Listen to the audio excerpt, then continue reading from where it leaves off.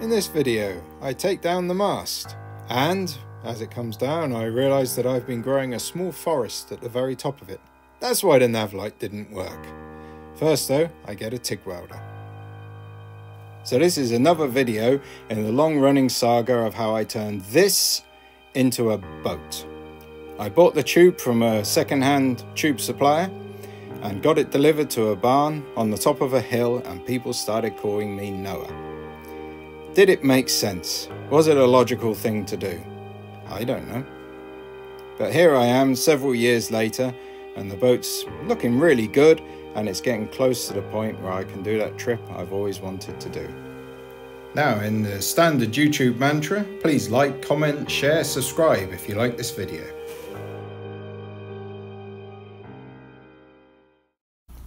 So my new toys arrived in this rather impressive box. Look at this box, man. I mean, look at it. At this point, I really just get too much about the box. So moving on. Anyhow, here's the new toy.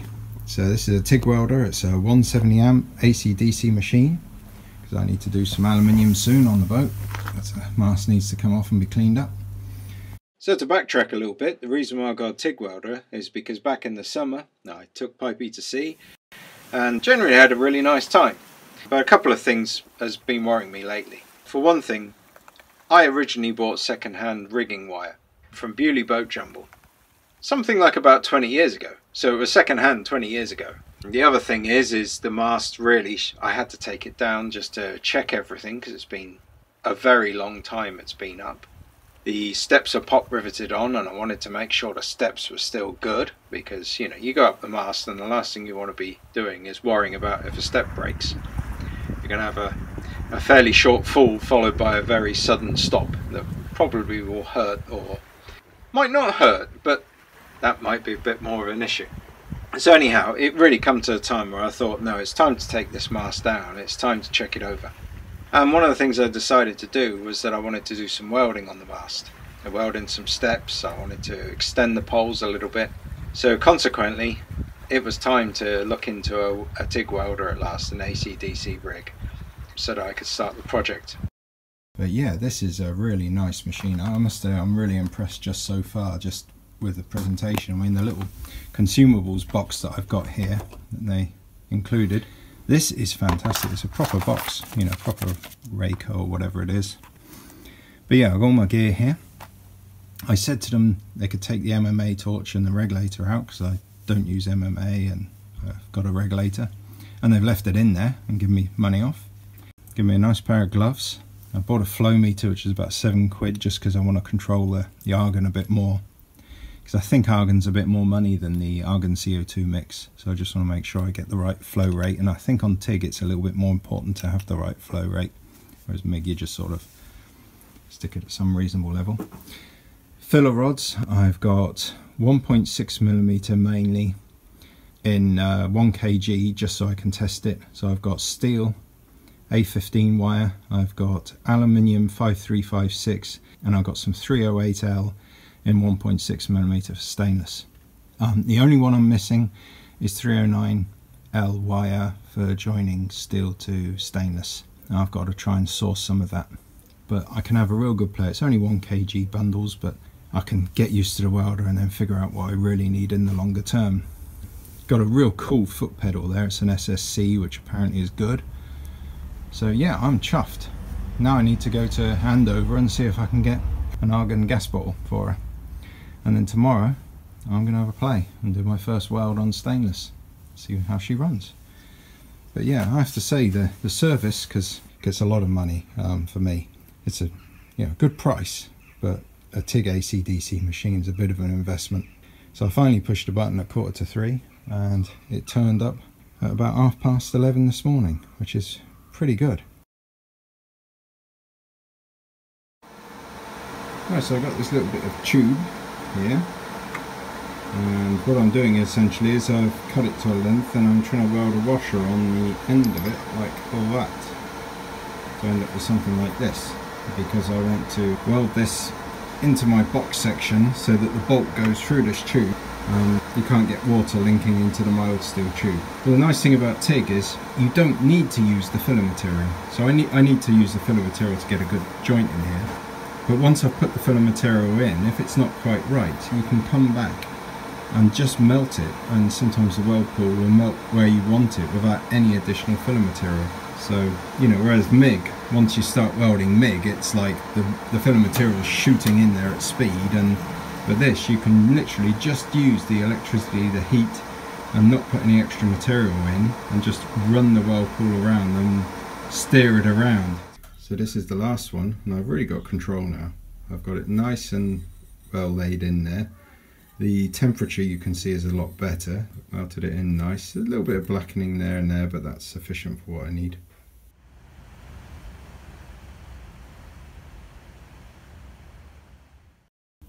So anyhow, I'm in France, starting the welding.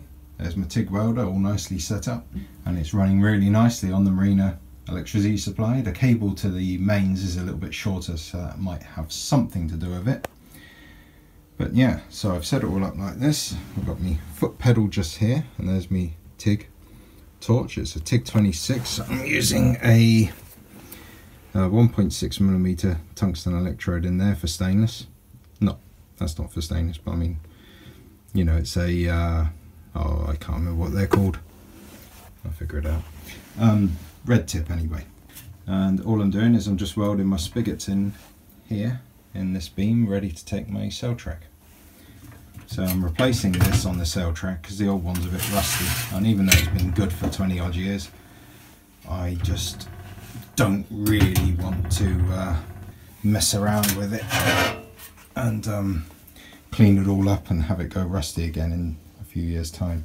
So these spigots, there they are, and they're just welded in there, and all it means is when you put the bolt in, for one thing it's a lot stronger, which means I've been able to use 1.5mm wall tube, but also it stops the water from going and filling up the tube, so the tube will be completely sealed, which is cool.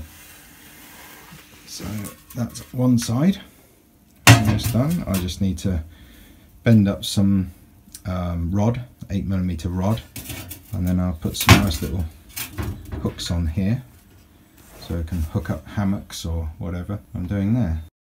This is my new mask.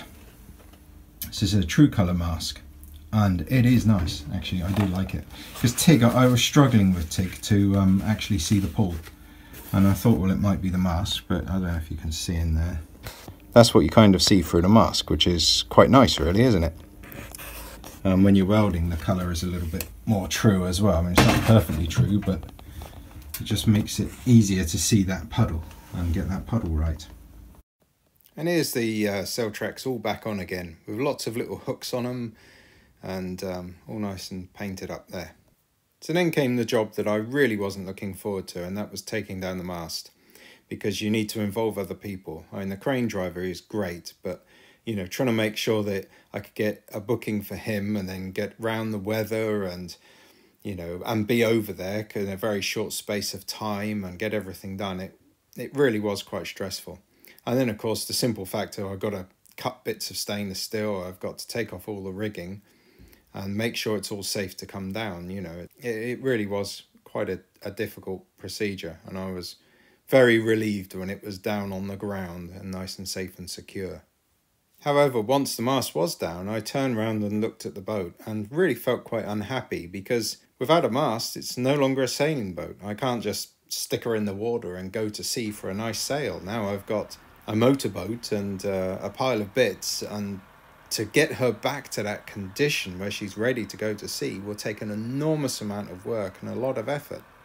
Anyway, I quickly found out why my navlight's not been working.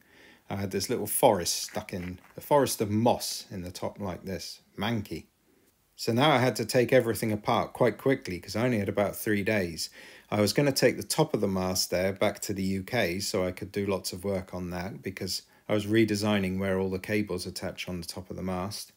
And also I had actually made up 2 shiny poles there that were going to be the extension pieces of 2.5 meters.